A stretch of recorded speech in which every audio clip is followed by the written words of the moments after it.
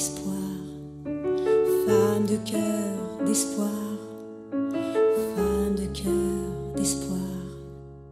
Veuillez accepter, mesdames, cette main. Directrice de la maison pour tout. Ah, c'est pour tout ou pour tous? Il y avait une maman qui était venue une fois ici. Excusez-moi, ici c'est la maison pour tout? Je dis bah oui. Enfin, bonjour à tous. C'est un exercice que je n'aime pas vraiment, mais bon. Merci John. Je suis ravie de vous accueillir aujourd'hui. Effectivement, quand Marlène et Femmes de Cœur et d'Espoir sont venus me voir au mois d'août et m'ont parlé de leur projet, je ne vais pas leur dire non, c'était pas possible. Donc voilà, il me semblait important de pouvoir porter ce message d'espoir et de pouvoir les accueillir pour leur action sur cette belle maison pour tous. Alors je suis un peu désolée qu'il n'y ait pas encore énormément de monde, mais on est au poil à pied. Le marché s'est terminé il n'y a pas très longtemps. Nous sommes victimes aussi d'actualités un peu moins drôles, alors j'espère que ce n'est pas ce qui freine les gens. On verra bien un petit peu dans le reste de l'après-midi. Voilà, mais on a mis une nappe dehors, alors on va essayer de faire un maximum de bruit pour montrer qu'il se passe des choses à la maison pour tous, et puis Mais elle ne donne pas le verre de mettre du bruit. Merci à vous. Et voilà, la gentille dame. Donc, je suis Cathy Evin, je suis responsable du pôle santé publique pour la mairie de Champigny. Donc, toute l'année, nous menons différentes actions. Ce mois-ci, on peut être fiers des ateliers qu'on développe tout au long du mois. Donc, et aujourd'hui, une belle journée avec l'hôpital des Gines et puis la maison de la prévention. Donc, nous réalisons des séances de sensibilisation au cancer du sein dans les centres de santé. Et à la fin du mois, ce seront les jeunes qui, autour du Zumba, travailleront autour des questions de santé. Zumba Rose. Voilà. Donc tout au long de l'année, nous invitons les Campinois à prendre soin de la santé. Voilà. Merci. Et encore bravo, on s'applaudit. Approchez-vous. Voilà. Approchez-vous par là, s'il vous plaît. Venez. Nous allons parler avec Paul Desgines. Je crois que ça intéresse tout le monde. Voilà, si vous êtes dans les autres stands et que vous n'occupez pas grand-chose, venez par là, s'il vous plaît. Voilà, la daronne. Ça va? Bien. Approchez-vous, venez par là, s'il vous plaît. J'invite tout le monde à venir vers ce stand, s'il vous plaît. Voilà, merci de vous approcher, n'ayez pas peur. Approchez. Et voilà. Et juste pour encourager les timides, je vais vous demander d'applaudir, s'il vous plaît. Applaudissez. Et voilà. Là, on est avec Paul Desgines. Vous voyez, il y a deux côtés. Ici, on est côté financier, c'est ça? Parce que souvent, quand on entend Paul Desgines, hôpital privé, on a peur. On dit qu'on risque de trop dépenser. Et pour enlever ces barrières, nous allons leur donner la parole, nous expliquer que le mot privé n'est pas si cher.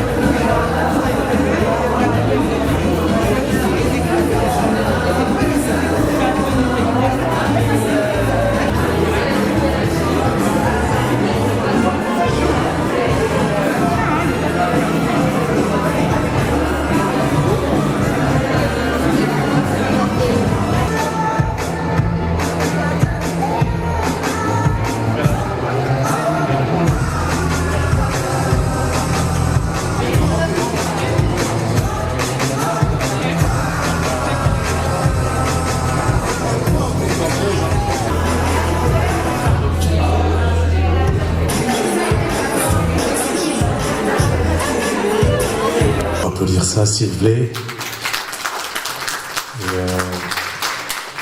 Je crois qu'on a quelques médecins qui sont là, qui vont nous parler un peu de ça.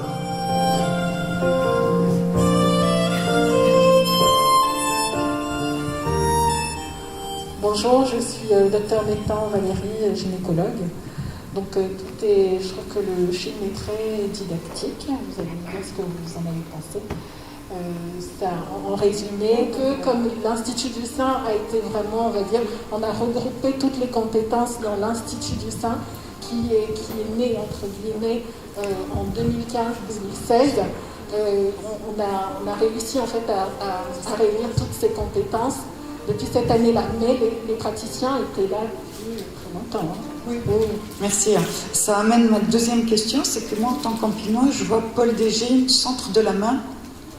J'ai jamais vu centre pour le sein Grand Est. Enfin, je ne le sais pas. On est dans sa construction, on est toujours en cours de communication. D'où l'événement d'aujourd'hui déjà, et puis d'autres événements à venir. Merci, parce que je ne le savais pas, c'est très très important. Alors justement, au niveau de l'Institut du sein, on souhaite énormément travailler sur la communication. Donc on va travailler énormément sur la signalétique. À l'intérieur de l'hôpital, on va faire d'autres panneaux.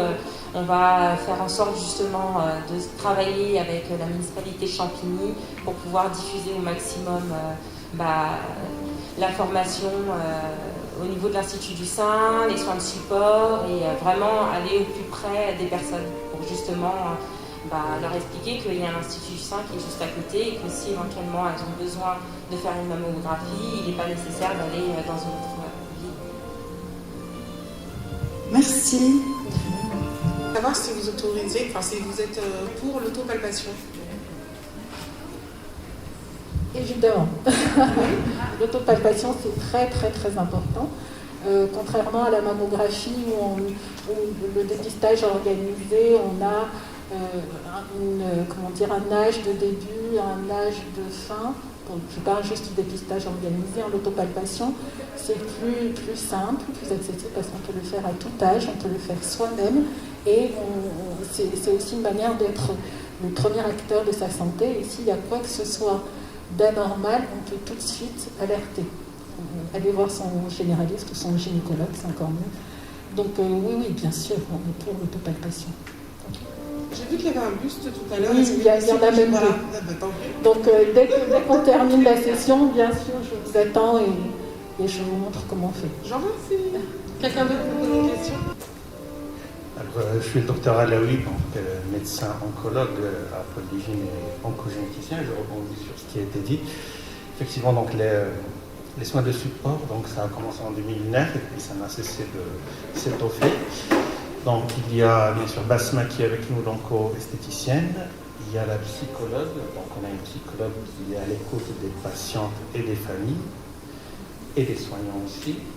Et, on a Gabrielle, la sophrologue, donc elles vont se présenter. Et aussi peut faire un cancer du sein, c'est très rare, mais c'est 1% des cas. Et quand un homme fait un cancer du sein, 99% c'est héréditaire. C'est-à-dire avant, on envoyait donc, nos patientes et nos patients pour les tests génétiques à Curie et à Gustave Roussy. Malheureusement, ça mettait beaucoup de temps. Donc, comme j'avais ce diplôme, donc avec la direction et le siège, donc, on a ouvert notre propre consultation avec notre propre laboratoire. On a le taux, c'est-à-dire les délais les plus courts en France, c'est 1 mois et demi. En 1 mois et demi, on peut avoir exactement 5 semaines. On peut avoir les résultats. Et après, quand on a un résultat, donc, je reviens à ce que je vous ai dit, c'est des ingrédients. Donc, 14% c'est l'hérédité. Et là, quand on a un cancer génétique, héréditaire, c'est un cancer plus grave qu'un cancer non héréditaire. Donc, la patiente aura un traitement personnalisé, c'est-à-dire elle n'aura pas un traitement comme Madame Tout-le-Monde, parce que c'est un cancer différent. En général, en cas d'hérédité, c'est-à-dire quand on prouve génétiquement que cette patiente a fait un cancer parce qu'elle a une mutation génétique la plus... Donc aujourd'hui, il y a 24 gènes dans le cancer du sein qui peuvent causer défaillance de l'un de ces gènes qui peuvent causer le cancer. L'exemple le plus parlant, c'est Angelina Jolie. Vous vous rappelez, donc Angelina Jolie n'a pas fait le cancer du sein, c'est sa mère qui avait fait le cancer. Et donc elle a fait le test, donc en général on fait le test à la patiente, puis à la famille.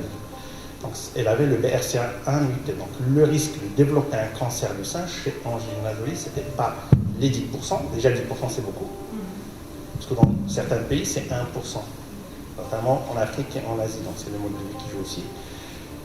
Angelina Jolie avait 79% de risque de développer un cancer tout au long de sa vie, c'est-à-dire en général BRCA1 ça monte jusqu'à 80%. Et du coup, donc, le traitement peut changer. Donc on discute avec la patiente, l'avantage, on fait le test génétique, on commence par la chimiothérapie dans les cancers agressifs et on lui laisse le temps de réfléchir avec le chirurgien si on fait une ablation des deux seins et reconstruction immédiate. Effectivement, voilà, docteur, on peut préciser un peu. Alors, oui, effectivement, pour ces patientes mutées, donc qui ont un cancer génétique, soit elle a fait le cancer, et à ce moment-là, souvent on commence par la chimiothérapie, le temps de faire le test, de laisser la patiente réfléchir et de voir avec elle si on enlève juste la tumeur, parce que ça reste une décision personnelle. Sinon, aussi, on enlève les seins et en fonction de la taille, de toutes les caractéristiques de la tumeur, on reconstruit tout de suite ou on reconstruit plus tard. Après, il y a aussi des patientes mutées qui n'ont pas fait les cancers et qui ont le choix entre les différents moyens de prise en charge, dont une chirurgie préventive, comme ce que Angelina Jolie a fait. Et dans ce cas-là, on peut reconstruire effectivement tout de suite. Exactement, donc dans tous les cas, la patiente reste maître de sa décision. Oui. J'aurais une question. Quand on est une personne à avoir eu on va dire, le premier cancer de la famille, il n'y en avait jamais eu dans la famille, est-ce qu'on peut quand même faire ce test, ce dépistage pour les futurs, les enfants? Alors il y a des indications précises aujourd'hui. D'accord? C'est-à-dire si on fait un cancer, par exemple, à 45 ans, et qu'on est seul dans la famille ayant fait ce cancer, ce n'est pas automatiquement une indication. Dans ce cas, quand on a un seul cancer dans la famille, en général, il faut qu'il soit ce qu'on appelle triple négatif. C'est-à-dire qu'il n'y ait pas de récepteur aux hormones et de récepteur HER2. C'est-à-dire ça, c'est l'anatomopathologie. Et l'immunohistochimie va nous indiquer, c'est-à-dire c'est un cancer très sévère qui ne répond pas aux hormones. Si on n'informe pas tôt, elle aura la première chirurgie et 8 mois après, elle aura la deuxième chirurgie pour l'ablation et la reconstruction. Donc c'est la double sentence. Et puis les patients, ce qu'elles veulent quand c'est un traumatisme, elles veulent fermer cette page le plus tôt possible et reprendre leur vie en main. Donc voilà, donc ça c'est important. C'est pas de stresser, c'est pas d'essayer de vivre, voilà. Dans une droite, non, vous vivez autrement et de profiter. Et puis, voilà, on se donne un peu de temps. Vous allez trop vite, hein. Vite.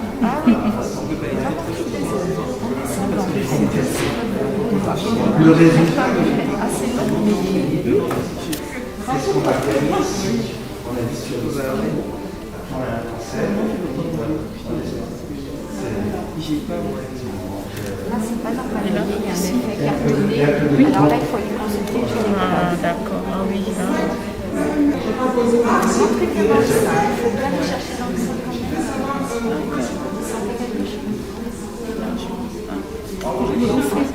Oui, c'est pas normal. Donc là, on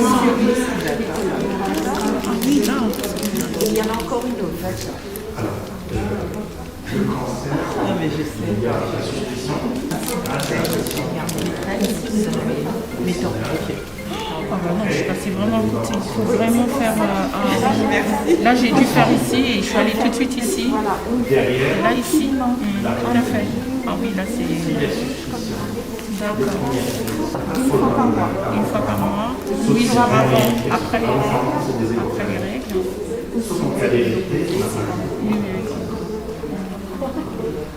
Et vous avez le gynécologue qui est là, qui peut répondre à vos questions. Il faut regarder comme ça pour voir s'il y a des changements d'aspect, de couleur, de texture. Ou alors on a bien un peu parce qu'on regarde les yeux. On voit bien. Et puis là, c'est voilà, il y a un spectacle régulière, de 5 mm,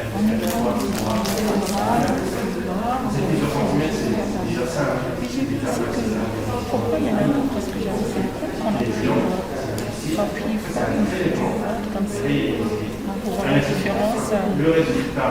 Oui, en fait, il y a plusieurs étapes que j'ai dans la zone santé. Effectivement, c'était oui, il fallait le faire pratiquement après les règles, après les règles, et qu'il fallait effectivement faire ça, mais il y avait aussi plusieurs étapes. Et la dernière étape, c'était de prendre ses mains et d'appuyer très fort, et de se regarder à la glace, et comme ça, de voir s'il n'y avait pas une différence au niveau du sang. Et donc, du coup, moi, je me demandais pourquoi il fallait. Qu'est-ce que ça vient faire? Je veux dire. Bon, moi je le fais, mais en même temps, je voulais juste poser la question. ACR, c'est une classification. C'est une classification américaine qu'on utilise au niveau de la radio. Oui, voilà, c'était ça, de faire comme ça et de. D'accord.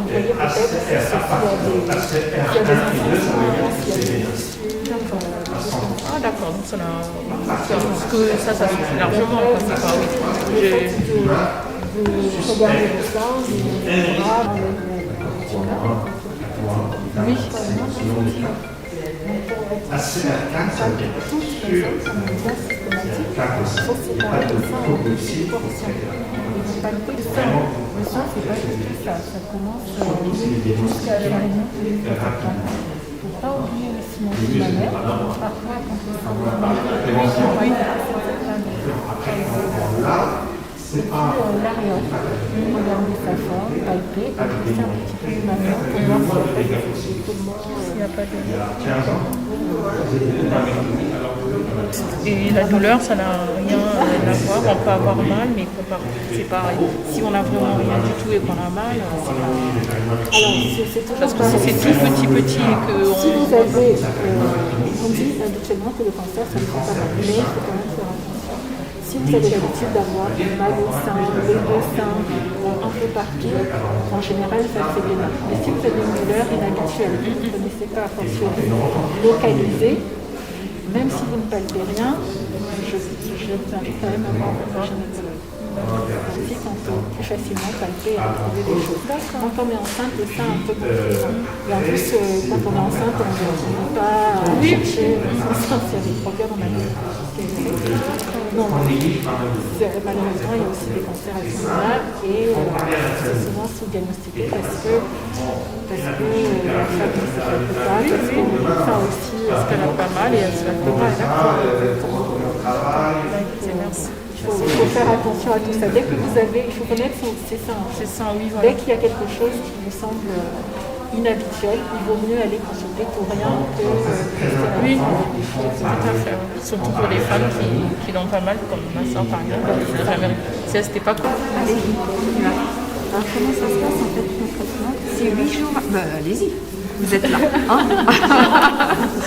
alors moi je dis toujours que ça commence par l'auto-inspection. Il faut toujours regarder vos seins. Donc quand vous vous déshabillez devant la glace, regardez les seins, vous levez les bras, vous baissez les bras, vous voyez s'il y a des choses qui apparaissent. Des changements de couleur, de texture, des modifications de la position du mamelon. En gros, voilà, c'est ça, des morsures, des enfoncements que vous ne connaissiez pas. Et après, donc la palpation.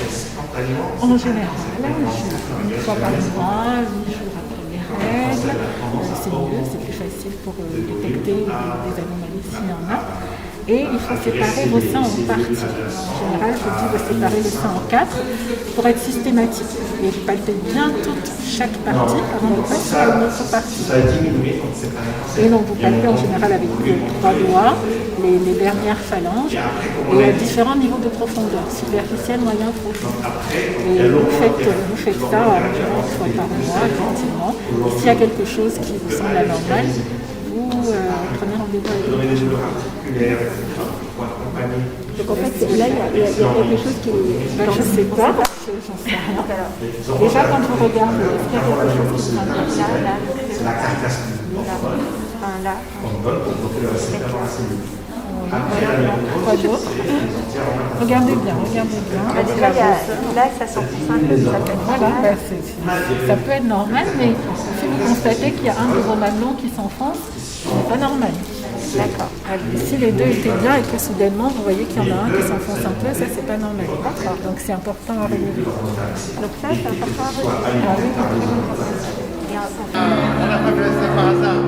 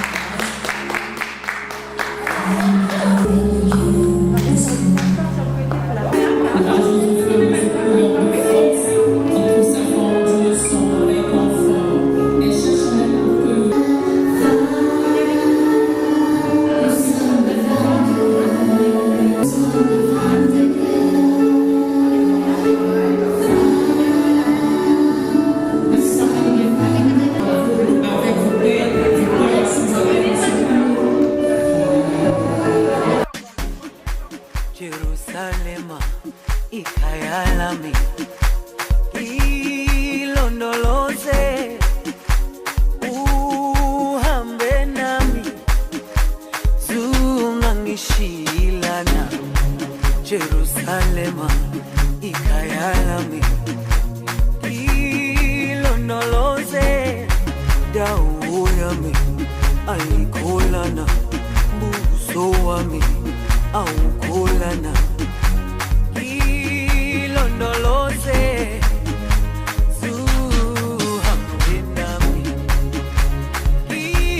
ilondoloze ilondoloze ilondoloze zungangishilana ilondoloze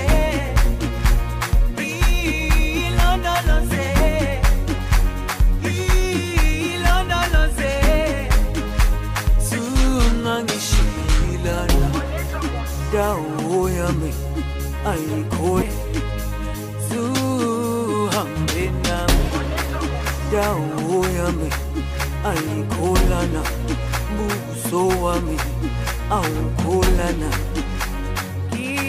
ilondoloze